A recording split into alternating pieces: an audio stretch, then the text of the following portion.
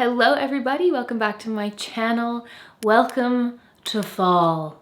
Listen, if it's hot in somewhere where you live, I am jealous and I would like to be where you are. Fall has hit us here in Canadian land, in BC specifically. It is rainy, it is cold, I am ready to pull out the coats, and today we're going to be talking about all things fall. I wanted to show you a few of the things that I am switching up in my skincare, beauty, wardrobe routines. A few things are just shopping my stash that I'm switching out for the fall, and then for the clothing I have a few new in pieces that I'm adding to my wardrobe for the upcoming season, or the season that is already upon us. So I would love to hear from you in the comments down below. What are some of the things that you are switching up in your beauty routine, switching up in the closet for the new season? And if you like this video, please do give it a big thumbs up, and if you want to see more videos from me, please do click subscribe to my channel, turn on that notification bell if you want to see more videos from me. So I am going to start with skincare because I am only switching up one product for the new and upcoming season, and it's not even seasonal dependent. I'm just switching it up and I want to tell you about it.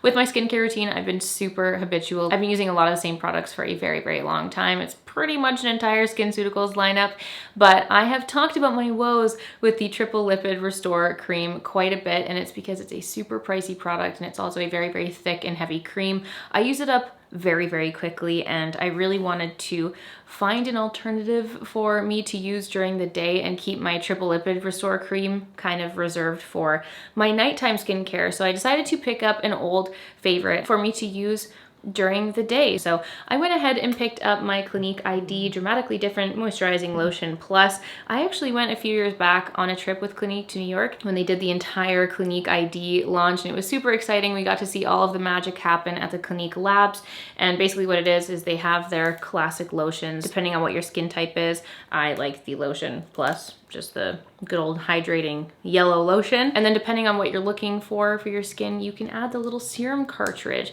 So I actually got the orange one. I previously had the green one, and I believe that was for soothing or moisturizing or something for the skin. This one's brightening, and it is rainy and dark and dull, and I'm feeling dull in my soul, and I do want to add some brightness into my life. So I decided to switch it up, and I truly forgot how much I love this lotion. It's been a while since I used it. I had used up my entire personalized bottle. I had a bottle with all these cute little stickers on it from the event. Used up the whole thing and decided to pick this up again. So now this is my current day cream. Yeah, she's a beaut. I've already made quite a dent. It's actually already been a few weeks that I've been using this, but wanted to mention it now. So next up for the base, I've been switching up my makeup base a little bit. Now I love to dibble with a few things here and there, but you guys know I'm a creature of habit, and I've been using my same makeup routine for many, many weeks now, if not months.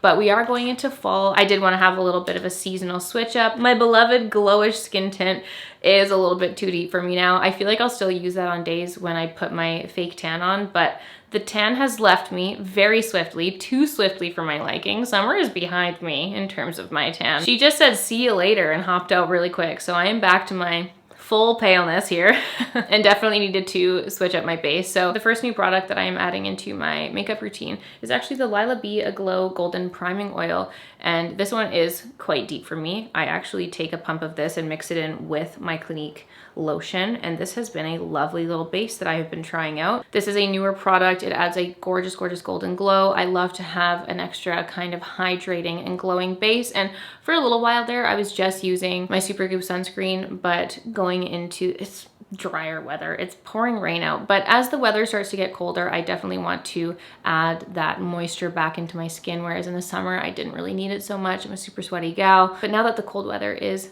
back to creeping in, I definitely want to add that hydration back into my skin. So this priming oil, really beautiful. I love that it adds the warm glow while adding some extra boosts of hydration onto my skin, and it really does give such a gorgeous glow. So while I was using the glowish skin tint, I didn't really feel like I was missing out on any glow. It's so glowy itself, but now I'm definitely going back into a little concoction with my primer life, and this has been a beautiful new addition to my skincare, and I feel like I didn't like the original. I don't know if they switched it up or if this is just a new shade, but I do feel a difference, especially adding into my moisturizer. If you were doing a no skin day and just wanted to add that in with your moisturizer, that'd be such a beautiful base all on its own. I am loving it. Let me know if you guys have tried this yet, and if you have, Tell me your thoughts. So now for the makeup base, the product that is currently matching my extra pale skin. I have pulled out the Laura Mercier Tinted Moisturizer Oil-Free Natural Skin Perfector. This was a newer launch from them, a little rejig on their beautiful tinted moisturizers. This packaging, gorgeous. I believe I tried it when they first launched it, but it had been a while since I pulled it out, and this one just happens to be a perfect color match for me right now. This is the 2W1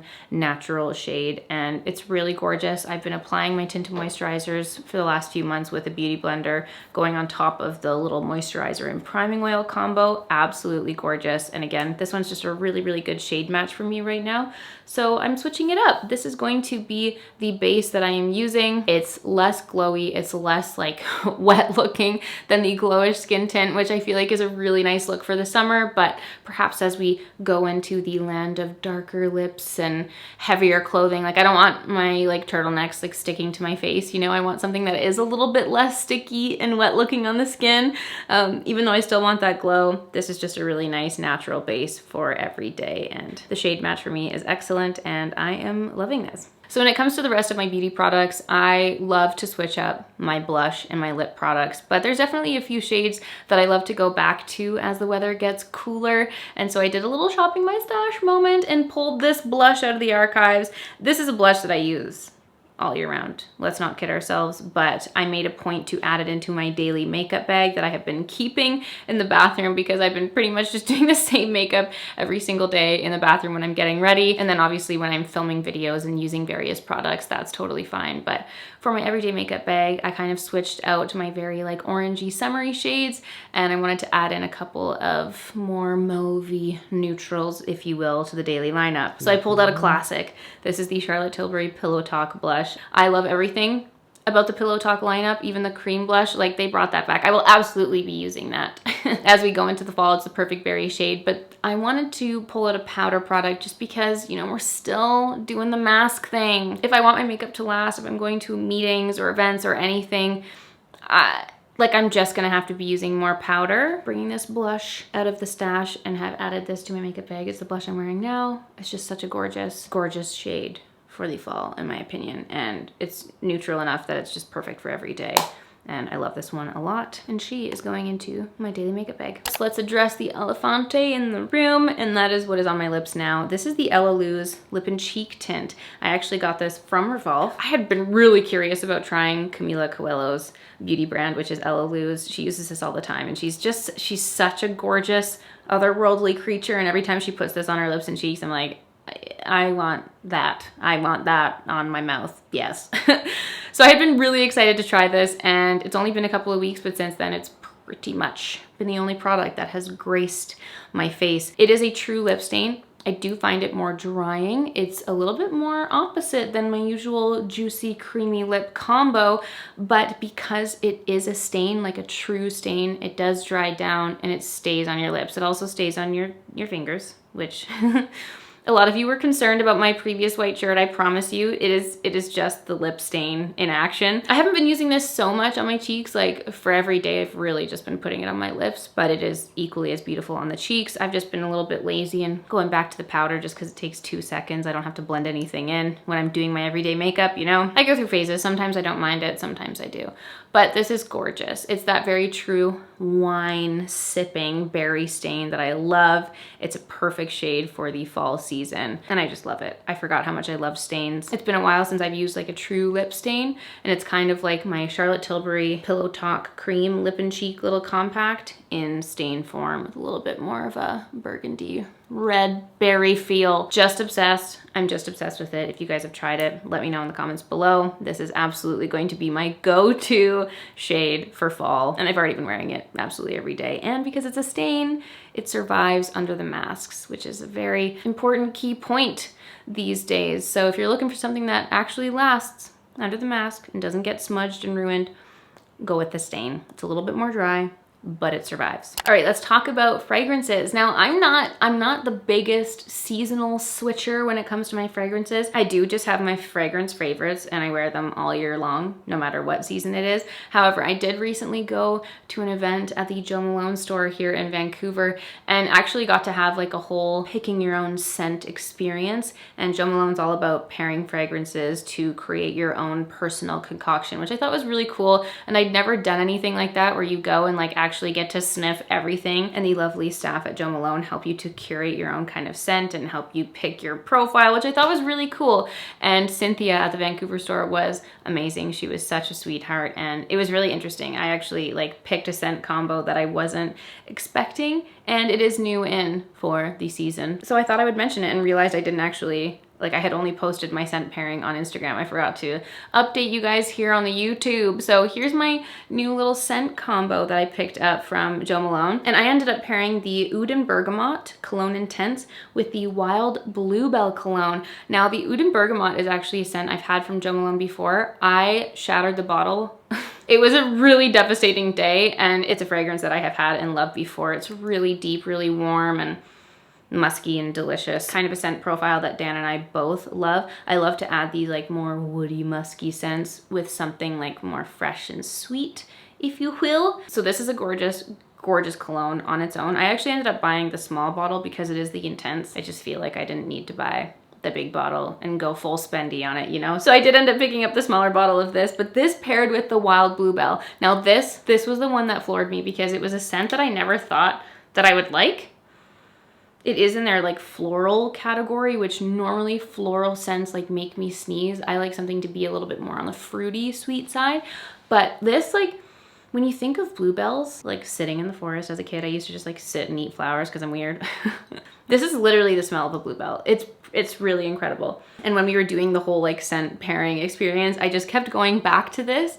And then the two of these paired together was just magic in my nostrils. So this is my new in fragrance combo. I know it's a spendy combo, but the beauty is you can use them on their own or you can pair them together, kind of have different scents depending on what you're feeling that day. And that in itself will just make the fragrances last so much longer. So if you're a 1 scent per year kind of gal, it's kind of cool to have this lovely little pairing option. So love this combo. This is new in from Jo Malone. And I find the scent particularly unique and I really liked it.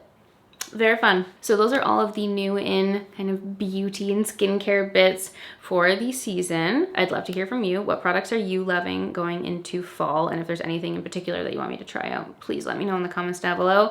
Now let's get into the good stuff. Let's chat about the clothing haul that I've got over here on the rack. Some very exciting new in pieces for the season. All right, guys, fall clothing. My favorite thing, my favorite time of year fashion-wise, absolutely. I can't wait. I'm ready to like burst and just be dripping in boots and coats and all of the things. I love fall fashion so much, I can't wait. Let's be honest, the thing I'm gonna be wearing are my rain boots and my raincoat, but we can pretend while we're in here. So new in pieces for fall. I had actually, hold on, bought these beautiful, stunning boots from Isabel Marant last year, and I really didn't wear them a whole lot because Toronto went back into a lockdown. So they have not really seen the light of day a whole lot, and my main goal for this season is to just like wear these as much as I possibly can. And one of my favorite ways that I see people wear and style knee-high boots are skirts. And skirts are things that I have gone back and forth about in my closet for some time. It's not a style I wear a whole lot outside of like linen-y summer things, so I really wanted to make a point of finding some like satiny silk skirts for the season, and that is what I did. The first one, I actually bought this lovely pleated skirt from H&M for a little bit of like shimmying and sashaying. I thought it was so pretty. Such a classic style, a style that we see time and time again. Just love the simple black. I picture just taking like any of my big oversized turtlenecks and wearing it with that and just the boots and like boom, that's an outfit with blazers, with trench coats, anything. I feel like this is a very, very versatile piece. I actually did a little shoot the other day wearing this with some boots and a blazer, and I tied my little leather belt around it. It was just really cute, and I just really needed to fill the skirt void in my wardrobe, and I thought this was an amazing option. Sorry, the hangers are singing. Ugh, shh, stop singing. Now I didn't just stop at one. I did order another skirt, and I feel like brown has been, I mean, it's a classic shade for sure, but it's a color that I didn't really have much of in my wardrobe. And last year I really like jumped onto the brown train, and this year it continues. And I decided to actually pick up a matching set from Anina Bing. I have been such an Anina Bing fan for so long. I love her clothing. I feel like she just curates the most perfect collection of basics for your everyday wardrobe with some fun mixed in. And when I saw this skirt and shirt combo, I squealed. It's the perfect shade of like rich chocolatey brown. It's a gorgeous silky skirt. And it's also got a sneaky little slit here that your little leg can poke through. Or if you're wearing these like fabulous boots, it leaves room to like showcase the fabulous boot, which I thought was so great.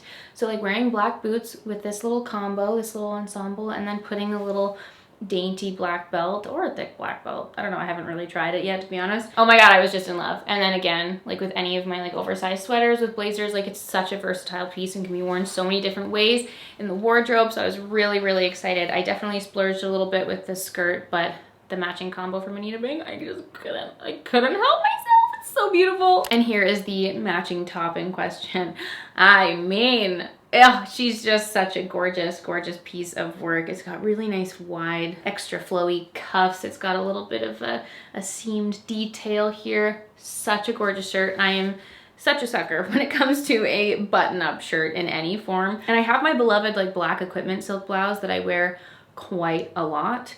And even though I'm very sweaty, I don't dibble my toes into the silk life too much. I just was so smitten by this top. And obviously like to wear it with the skirt, the little matching set is gorgeous, but this by itself, like with a pair of jeans, my god, I just think it's so gorgeous and just screams fall to me. Hopefully if I can take care, like this is a piece that will survive in my wardrobe forever. I think she just did such a phenomenal job designing this piece. Like the little details, it's so gorgeous. I love. So sticking with the brown theme, the next thing I picked up was another bodysuit. Yes, we are continuing the bodysuit love here. That was a big topic for me this entire year, the discovery of bodysuits in my wardrobe, and decided to pick up one in brown just to go with the theme of the fall wardrobe editions. Got it in brown. This is the Goldie, I believe it's called the Rianne bodysuit. And maybe I'll talk more about this later. Maybe I'll do like a favorite wardrobe basics or something, but I've decided that the Goldie Rianne bodysuit is my favorite one out of all the ones I've tried. Really comfortable, ribbed material, and I just feel like the sizing is really on point for my particular body shape. I love it. I get these in a size small. I do size down in bodysuits, and I feel like it filled a gaping hole in my bodysuit life. So the next piece is a gift, actually. The brand Nili Lotan gifted me this absolutely gorgeous shirt. This is their York shirt, and it is phenomenal. Listen, if you look at my wardrobe, you might assume that I wouldn't need another white shirt to be added in. But a white shirt, first of all, is such a classic. Secondly, I stain and destroy everything that is white in my life. You know, like you just can't help it. When you wear a lot of bronzer or tanner, like what do you do about the color? Like it just happens. In my opinion, it's unavoidable. However, I was actually having kind of a white shirt void because I have my favorite Arquette one, but that's very long and very oversized. And then I have some like blouses that have some detailing, whatever. And then I've got my linen white shirt, but I didn't just have like a nice classic normal fitting white shirt, if that makes sense. Like the Arquette one is really long. I actually often wear that mostly as an overshirt. It's sometimes a little bit too long and bunchy to like tuck into my jeans or my pants. So that's where this one comes in. I feel like it's just the perfect size. Really, really gorgeous material, classic white shirt. They had actually also sent it with a pair of jeans, but unfortunately the jeans were too small and they had to go back. But the shirt is a beautiful, very, very classic addition to my wardrobe. Nili Lotan, thank you so much for this beautiful piece. Can't wait to wear it. So denim shirts seem to be having a moment. I feel like denim shirts and also like the leather overshirts or faux leather overshirts have been kind of creeping back up each year. I know I was like frothing at the mouth for a leather overshirt a few years back. But anyway, saw the denim shirt trend hopping back in and I wanted to hop on it. So I picked up two denim shirts from H&M. I got a good classic blue and a lovely black. The black is a little bit more of a stiff, sturdy material than the blue. The blue is like a much softer denim.